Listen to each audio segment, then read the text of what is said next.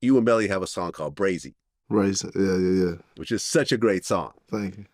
Which is such a great song. Like I was listening to it over and over again, like this morning when I was preparing for the interview. When did that song come together? So that was a song that Melly had been did, and he couldn't get cleared because they had a sample. So what I did was I had my engineers take the song, take the sample out, redo the beat, and we rearranged some lyrics and stuff like that, freshened it up, and I went back and forth with him. Okay, were you in the studio when you guys put that together? Nah, not together. He already had the song made. He just couldn't put it out. Aha. Yeah. Aha. But what do you think, like, is your greatest memory of you and Melly? Melly just hanging out? Oh man, shit. Greatest memory of me and Melly. Probably the time I met Kanye. I met Kanye with him. Okay, because they have a song together. Mm-hmm. Yeah. Yeah, that's how I met Kanye.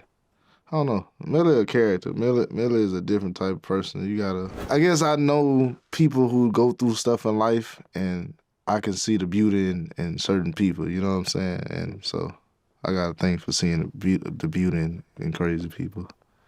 I mean, he's super creative. Definitely. It's like when Melly came out, he didn't sound like anybody. Yeah. It was like you knew this was a whole different type of artist. Kind of almost reminds me of a Young Thug. Right. In a way. You know what I mean? Not that they sound alike, but Yeah. it's like a The totally crazy, different type of yeah, sound. when he record, he records like for a minute straight.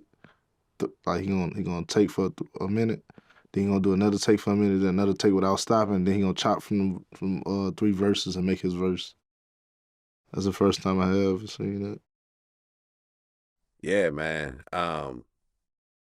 What really bothered me is that after the hung jury, you would think that they would give him a bail or a bond. Yeah, nah, You know what I'm saying? I knew they probably wasn't.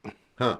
Yeah, that's why what I done seen all my life, I ain't never seen them give anybody a bill. Once they deny it and say they ain't giving you one, especially on the serious crimes like that.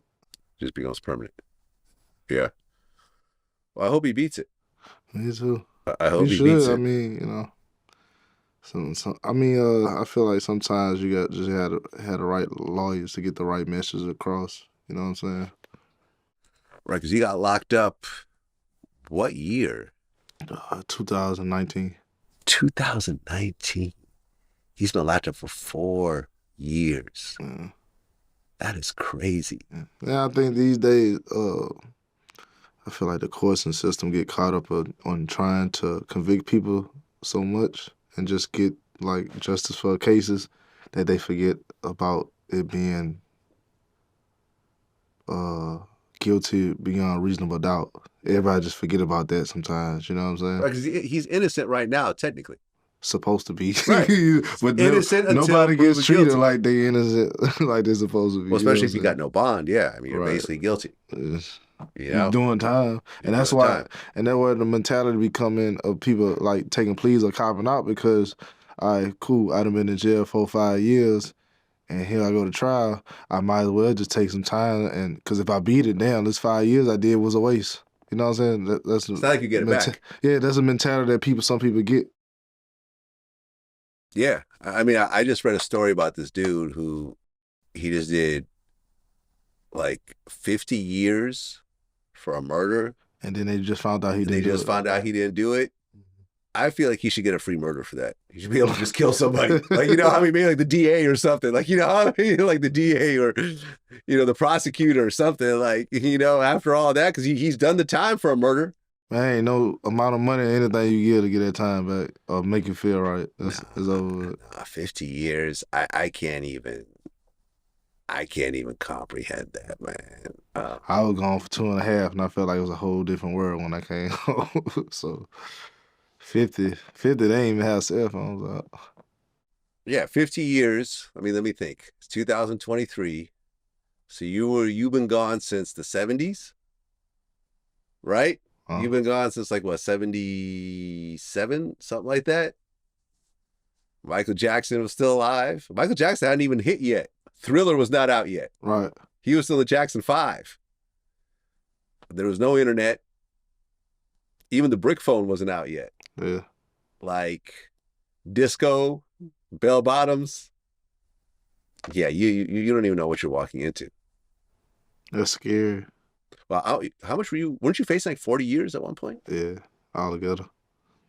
40 years. How does that weigh down on you? 40 years.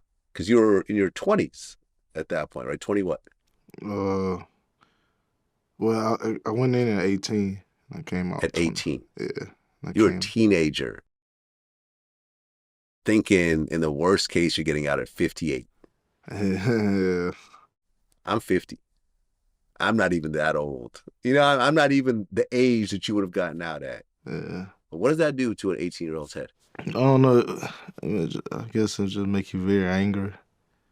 Uh, it's like a stressing anger. You know what I'm saying? So you tend to lash out. You're fighting in there. You just, I don't know. You just, it's a lot of different emotions. You know what I'm saying? Some days you just give up. Some days you be like, damn, this shit breaking me. You want to cry, but you can't. You feel me? Then some days you be like, fuck it, I ain't gonna let it break me. You know what I'm saying? It's just, I don't know.